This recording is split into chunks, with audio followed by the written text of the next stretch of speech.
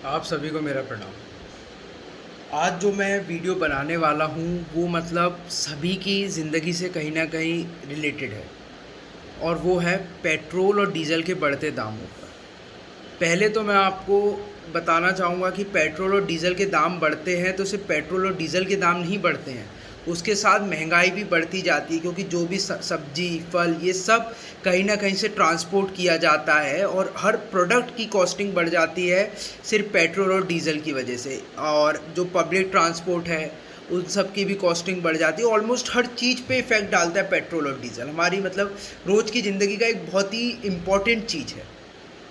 अब मैं जैसे आपको बताना चाहूँगा कुछ अपने एनालिसिस के हिसाब से, दुनिया में सबसे ज़्यादा टैक्स भारत में अभी लग रहा है पेट्रोल और डीज़ल पे।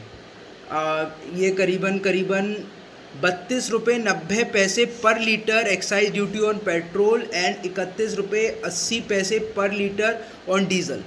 और आपको एक चीज़ बताना चाहूँगा, पहले क्या होता था, जो पेट्रोल और डीज़ल के जो दाम होते थे उसमें हल्का सा फ़र्क होता था, क्योंकि डीज़ल में ना सब्सिडी दी जाती थी। क्यों दी जाती थी? इसलिए दी जाती थी क्योंकि वो एग्रीकल्चरल यूजेस में काम आता है, एग्रीकल्चर प्रोडक्ट्स को प्रोड्यूस करने में काम आता है, खेती के लिए काम आता है, इसलिए उसको सब्सिडी दी जाती थी फार्मर्स को नज़र में रखते हुए। पर अब ऐसा नहीं है। और मैं आपको बताऊं, मैं जिस राज्य से आता हूं मध्य प्रदेश, वो उन राज्यों में से एक है जो सबसे ज़्यादा नेशनल एवरेज से ज़्यादा एक्साइज कलेक्ट कर रहा है, वो है 23 रुपये पर लीटर।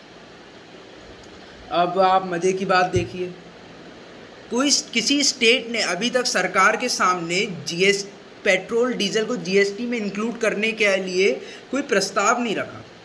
इसका एक कारण ये भी हो सकता है कि कहीं हो सकता है स्टेट गवर्नमेंट्स को भी डर है कि उनका करीबन करीबन 28% पैसा इससे आ रहा है, तो हो सकता है वो सोच रहे हो। पर ये कहीं ना कहीं आम आदमी की जेब पे एक बहुत बुरा असर डाल रहा है, और कहीं ना कहीं अगर आप देखेंगे तो आने वाले समय में ये महंगाई को प्रचंड रूप से, भयावह रूप से राक्षस का रूप देगा, जो कि आम आदमी के लिए बहुत ही खतरनाक होगा। मैं सरकार से और जो भी रिलेटेड इंसान हो या जो भी इसमें कर सके उन सबसे विनती करता हूँ, निवेदन करता हूँ कि कृपया करके पेट्रोल के दामों को, डीजल के दामों को कंट्रोल किया जाए, उन पे सब्सिडी दी जाए। सब्सिडी भी पहले दी गई है पेट्रोल डीजल पे, ऐसा नहीं है।